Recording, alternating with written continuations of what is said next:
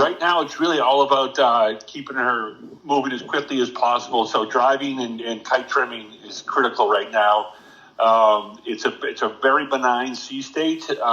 Maybe a half a meter or to a meter occasionally out of the north, and so we're not surfing swells, but we have 13 knots of breeze, 14 knots of breeze.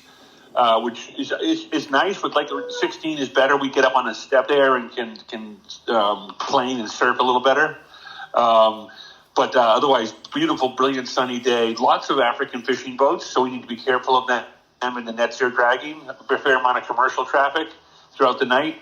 But the crew morale is great, and we're really moving along. We're staying in a band of pressure, maybe 100 miles wide, jibing a lot, maybe every 4 hours.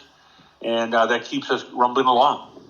That is correct. We know that there's going to be a bit of that high that has been pushed south by the low pressure is going to be surrounding the Cape Verdes, and there'll be the traditional, wind shadows for around the Cape Verdes. And we're not sure exactly of our strategy, but that's going to be a very difficult and challenging navigationally and tactically to get around the Cape Verdes as quick as possible. And if we run into light air, we just got to be very exact in our sail selection, in our driving, because we do not want to lose contact with leopard. Although they are 40 to 50 miles ahead of us, that's okay given their length and in time they owe us. But if we were to get parked up in there longer than they would, that would be problematic. And then, of course, the boats from behind could sail up to us. So we need to be very, very calculated in how we get through and around the Cape Verdes.